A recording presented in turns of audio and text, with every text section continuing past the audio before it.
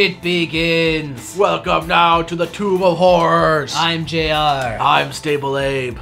Enter if you dare! Dun dun dun! That's right, we're covering the legendary Tomb of Horrors Dungeon Module S1. Module Gary Gygax would whip out of his briefcase that he carried with him at all times, just so he could challenge and ultimately kill the characters of anyone who said, "Oh, my character is a badass and can stand up to whatever." You totally. I'm a fighter. Not so with this module, my friends. Not so with this module. No, a staple of the game and conventions, and probably the most single legendary module in Dungeons and Dragons for now more than 30 years. And now we bring you here one of the original edition copies here, so that you can follow us in. No, you're probably gonna die a lot. A lot. That's happening. Yep. So let's start with the map real quick. First, admittedly, spoilers. Spoilers, but you know, not. There's one little treat that awaits players. Hi guys, I'm the Tomb of Horrors. What's going on? Yeah.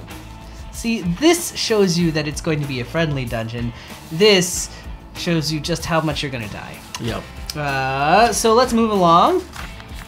So as you can see, just kind of flipping through the first couple of pages, this is a dense adventure. It is full of a ton of things, including lots of notes for the dungeon master and instructions to specifically read to the players, because it's not just about challenging the characters, it's about messing with the players' heads.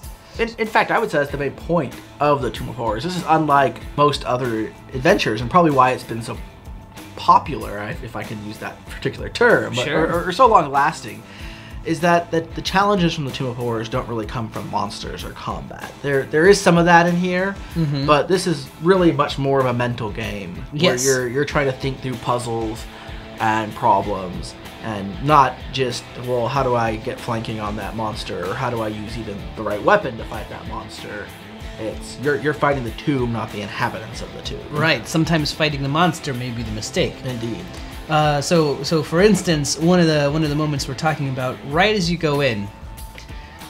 So before you even start, when you get to the area, the hill that conceals the Tomb of Horrors, they have to make a choice and have to pick one of 3 actual tunnels that leads in. The first one, if they make the wrong choice, they find a door with a lot of webs overhead, and if they try to open it, the ceiling collapses and they take 5d10 points of damage. Which I just killed. Which may well. No saving throw, no chance to avoid it or anything like that. The second set offers you a choice. Now, you might be thinking, oh, sure, one of these doors is going to be the right choice. You'd be incorrect. Once you describe the room to them, the GM is supposed to start counting slowly to 10. And if you get 10 before any character has reacted as noted by the description of a rumbling from behind, they are trapped forever in the passageway. Can't be the block that slides in place can't be moved. They can't strength their way through. The only way they can do it is using disintegrate, phase door, stone to flesh on the door, or transmute rock to mud. Those that say, "Hey, I'm getting out of here," they can escape as long as they do it with enough time. Now remember, you're just counting to 10. Now the actual entrance is much more delightful because it is just a mosaic of undeath. See, look at that. Wonderful. Super friendly. And I think this is a good point to point out also that this book has a lot of really great illustrations. It absolutely does. To bring that to life. I mean, obviously these aren't necessarily modern full color illustrations as you might expect, but especially for the time. Oh my gosh, this was great. Yeah, compare this kind of art to some of the illustrations you can find in like the Player's Handbook or the Dungeon Master's Guide, and these pictures are glorious. Oh yes. Here is the famous yawning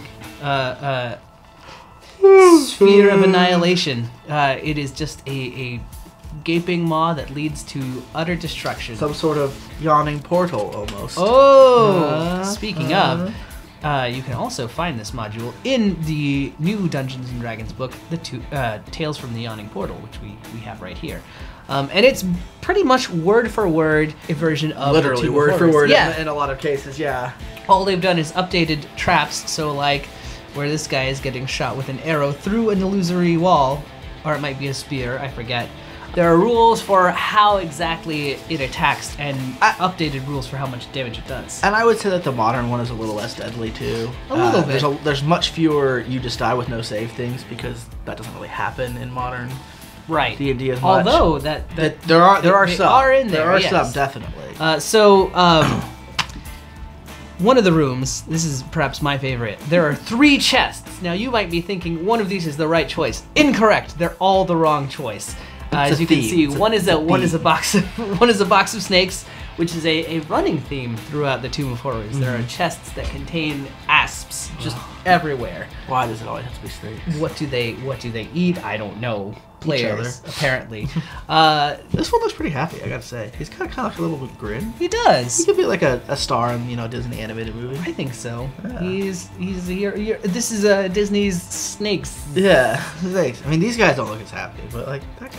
Well, yeah, but clearly he's the standout from his kind. He wants to see what life is like outside of the box. Oh yeah. And so that's the tagline for the movie. This summer, one brave snake will be thinking outside the box. Perfect. Writes itself. Right?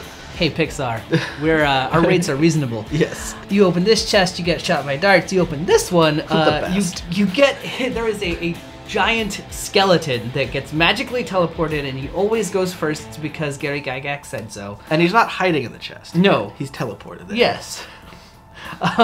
And he has 2 non-magical scimitars that he hits with, and he hits decently hard, but he's been magically treated. Yes, first off, he's immune to magic and turning, so none of your magic or turning will do anything to him.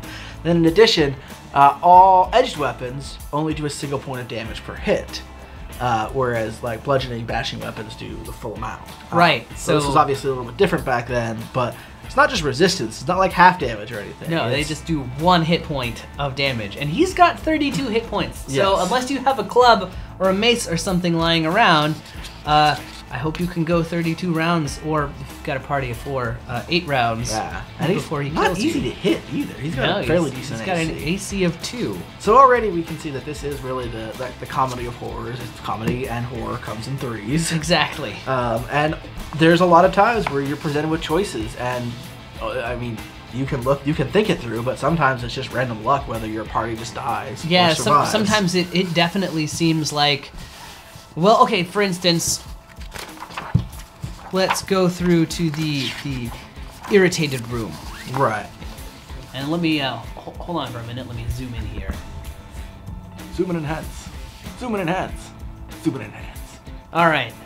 So, what in this room will kill you? Go ahead. We'll let you have a few seconds. Yeah, go ahead and like write it down on your piece of paper or whatever. It'll be turning after class. That's part of the quiz. I'll replace this with the music. Oh yeah, that's great. Yeah, we'll fix this all in post. It'll be great. Do we own copyright for that? I don't know. We'll find out. Anyway, I hope you answered everything, because that is the correct answer. First off, every single box or drawer that you can see in there is full of snakes. Of course. The reason everything is knocked over is because the room itself will spin around if you take too much of an action. So you move too much, you do something wrong, the whole room tumbles and you are thrown around and will take some damage no matter what. And there's snakes also. And there's snakes. They're in there. They're biting you. Yeah. It's fun. The furniture is moldy, and you can take damage just for being in the room. And check these guys out. These wonderful tapestries that depict sea life. Mm-hmm. They're green and tan because they're made out of green and brown mold. And if they happen to get torn or fall off of the walls, And if you're handling one of them while the room starts turning, there's a 75% chance that they get torn. Yep. They turn to green slime, and everything within the 20 by 10 foot area of their falling or whatever is instantly turned to green slime with no save, no chance to avoid it. You're just dead. Just green slime and gone forever. Did you try to burn the tapestries? They're made of brown mold. So I hope that you're ready to be trapped in this room full of brown mold as it slowly saps the heat from you. I would say that this room is clearly somebody wanting to replicate what it's like when your house has like black mold and you have to wash everything, and then you throw a bunch of snakes in the washing machine, and then you climb in the washing machine as well, and you know, throw some furniture or something. So like a large industrial washing machine full of moldy clothes, snakes, and you, and that's what this room represents. That pretty much summarizes it right there. Which is probably a really specific dream Gary Gygax had at one point. I wouldn't be surprised. Oh, hey, we're upside down. We are. Let's flip that around. That guy looks friendly. Right? He's got a nice super career. friendly. Yeah. So as you can see, these are all of the various ways that you can die. Each one of these illustrations has some kind of trap that, if it doesn't kill you, will ruin your day. For instance, there's a room you can go to where if you walk through the door, you are cursed. Your gender and alignment are reversed. If you're a paladin, your paladin status gets revoked. Or a ranger. Or a ranger, because rangers had alignment requirements back then. So, you know, lots of fun. And over here, we see an entry that is all too familiar. There are false and true doors. The dungeon is full of false choices, which are just different ways that if you make the wrong choice, and you can sort of logic your way through some of them. Like way back here, there's at the beginning, there's a riddle that you can find if and only if you dig your way through a painting of a torture chamber and realize that behind it is a secret door, and on the floor, if you've carefully observed it and studied it from the entrance, you can read a note from Aserarak, the demi-lich whose tomb this is. And there's a poem that kind of is a clue. Go back to the Tormentor or through the arch, and the second great hall you'll discover. Shun green if you can, but night's good color is for those of great valor. If shades of red stand for blood, the wise will not need sacrifice. Aught but a loop of magical metal, you're well along your march.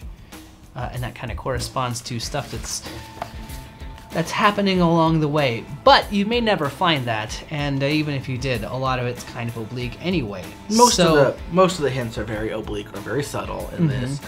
Sometimes there are none. One of the other interesting things I do like about this is that they point out early on, there's no monsters wandering around. Yeah. The party can rest as much as they want. They can even leave the tomb if they give up. Though often you're supposed to taunt them if they do. But yeah, they can, you know, just camp for the night if they've used a bunch of spells or something, or need to get some hit points back. So it's definitely one of those really slow tombs that they're going to go through. Absolutely. It's not designed... Originally, this is not designed for either the party or the players to complete in either a single game session or a single in-game day. Absolutely. No, you definitely need to take time to rest, because a lot of times it's the high-level spells that are needed to get you through the various areas of the dungeon. So part of what made this such a great or horrible convention game in a lot of ways is you didn't have that. Absolutely, you didn't have the time. You had to rush through and get as much as you can. Now, if you should survive, you make it all the way to the confrontation with the Demi-Lich himself, Captain Skull down there. If you can beat him, you get a big reward. But before you do that, there's more trickery and foolishness. So before you even find him, he animates the dust of his bones into an illusory ghost that will suck up your attacks, and the more you hit it, the more real it seems. And if anyone touches the skull, it animates, rises into the air, scans the party, and then he tries to take your souls. Yes, normally the most powerful of you, or at least the most powerful wizards. So. And if he should steal more than enough souls, so say, for For instance, one of the original designers of D&D made his way through the dungeon with a team of 50 orc hirelings that he kind of drove to their deaths as he made it through, which is, you know, pretty clever. The hireling rules are there for a reason. It's terrible, but, like, just utterly ruthless. I mean, I think you get like a minus 50% to their morale after that. Well, sure, but hey, it worked for what's their name with the Holy Grail. It's true, absolutely. Elsa? Yes. Elsa, yeah. That could come back to bite you, because at the very end, if Acererak gets too many souls stored up in his gems, he teleports you 300 miles away at random. You have no chance to resist, and also you're naked. Huh. Yeah. Well, that's the way to teleport, right? Yeah. Terminator taught me that. All of his stuff, all of your stuff becomes his stuff, and it's added to his horde. Also you're cursed. You're cursed. Oh, of course. Anyway. There are great rewards, though, from the tomb. You do get, I mean, you were supposed to get about 100,000 experience.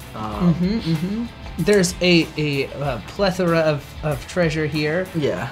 There's all manner of things to have. They have a character roster that you can use to, if you want some pre-gen characters to try and get through.